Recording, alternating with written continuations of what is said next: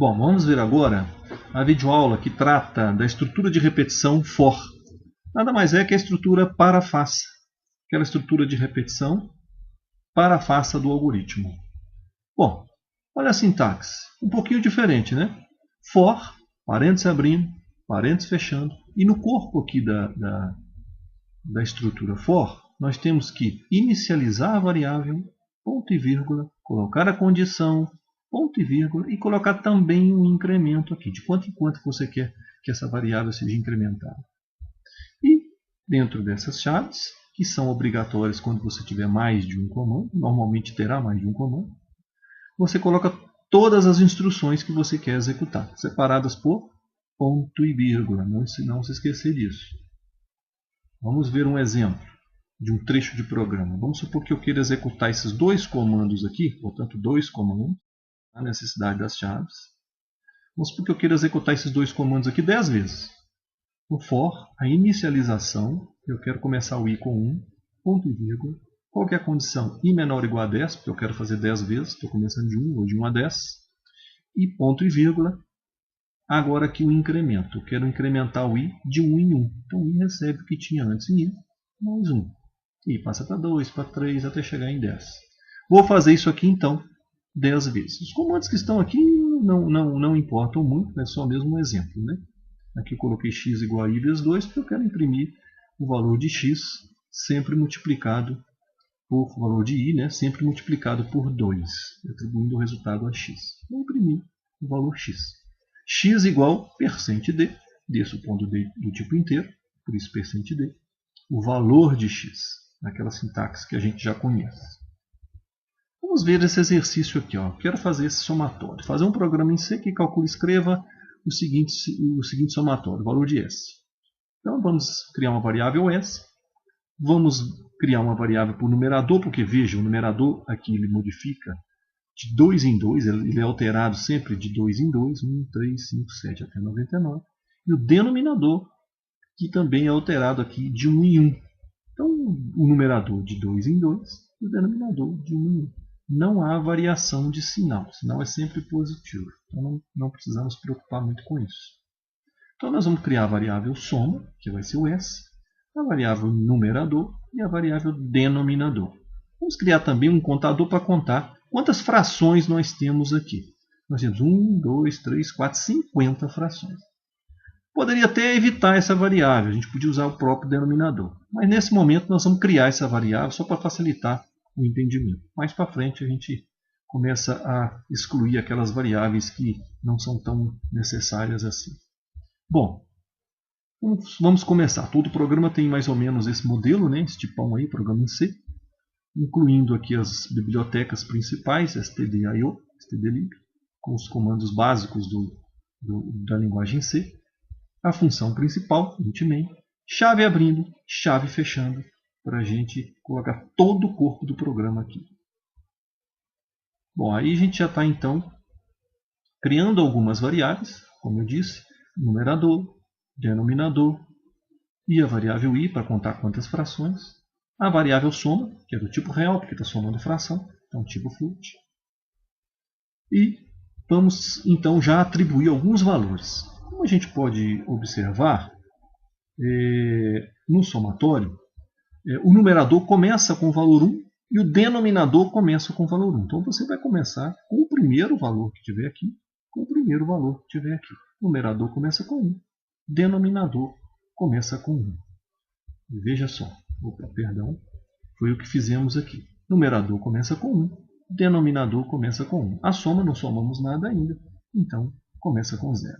Agora sim, vamos ao comando de repetição, ao for. Vamos repetir isso 50 vezes. Por quê? Porque são 50 frações. Veja, 1, 2, 3, 4, 50 frações. Então, vamos repetir isso 50 vezes.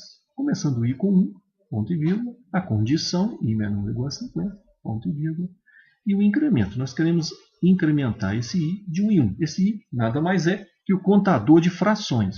Só serve nesse nosso programa para isso, para contar quantas frações nós temos. Logo depois, a fórmula da soma. Não tem nada para a gente ler nesse programa. Então, vamos direto para a fórmula da soma. que a gente já viu que a fórmula é sempre assim, né? Soma recebe o que tinha em soma mais aquilo que eu quero somar. O que eu quero somar? As frações num sobre den. Num, que vale 1 a primeira vez, sobre den, que vale 1. Vocês ainda estão assim, e esse float aqui na frente? Veja, em C, a gente tem que tomar muito cuidado com isso aqui, né? Ó, divisão entre inteiros, numerador inteiro, denominador inteiro. Se você dividir inteiro por inteiro, em C dá inteiro, não dá fração, não, dá inteiro. Para a gente, então, considerar aqui o valor correto, ou seja, a fração, vamos transformar o conteúdo de num para float. Então, o que ele vai fazer? Ele não vai transformar a variável num para float. Ele vai transformar, sim, o conteúdo de num para float. Dividindo real por inteiro, vai dar um número real. E aí não vai ter problema nenhum. Por exemplo, se aqui fosse 3 e aqui 2, 3 dividido por 2 dá 1,5, ele vai considerar 1,5. Se eu não tivesse esse float, ele ia considerar apenas a parte inteira. 3 dividido por 2 dá 1. E aí não está correto isso. E o nosso resultado estaria dando um outro número que não é o número correto. E em C tem muito disso. A gente chama de bug. Né? Então, ele não acusa o erro lá. E a gente pode, então, ser enganado, né? Ser surpreendido com o resultado da expressão. Então, para não ter problema nenhum, sempre que você verificar uma divisão de inteiro por inteiro, tome cuidado e verifique se você não tenha que tomar um outro procedimento para colocar esse valor correto aí. Nesse caso aqui, como S é do tipo float, nós então colocamos aqui na frente o tipo que eu quero, o tipo de S, que é o tipo float, no resultado. Muito bem. Agora sim, nós atualizamos o numerador. A gente viu que o numerador varia de 2 em 2. Vamos voltar aqui no slide 5 para ver. Olha lá, numerador de 2 em 2 e o denominador de 1 em 1. Então, o denominador de 1 em 1. Então, atualizamos o numerador. O numerador agora era 1, passou para 3. E o denominador, que era 1, passou para 2. Por quê? Porque o numerador vai de 2 em 2 e o denominador de 1. Isso vai ficar se repetindo aqui 50 vezes. E quando ele sair daqui, ele vai estar com o valor de S completo. Então, S vai estar com o valor final.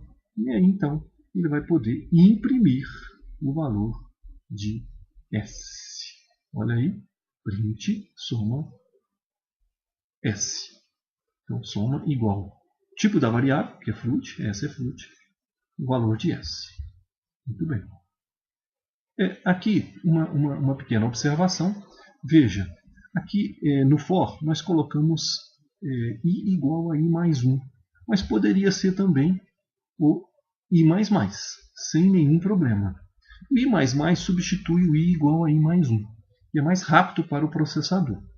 Então, se você quiser optar pelo i recebe i igual a i mais 1, tudo bem. Se você quiser optar pelo i mais mais, melhor ainda. Da mesma forma, eu queria chamar a atenção aqui no printf. Soma igual ao %f. Bom, quando você imprimir o valor de soma, vai sair lá um valor com várias casas decimais depois da vírgula. Não é? E aqui, esse outro formato, você pode definir, você pode tabular isso, você pode definir quantas casas decimais você quer. Bastando colocar ponto, um número de casas decimais, depois do percentual aqui. Ó. Então veja, pode ser assim, %f, pode ser assim, %2f, 3f, 1f, dependendo de quantas casas você quer depois da vírgula. Ok? Obrigado.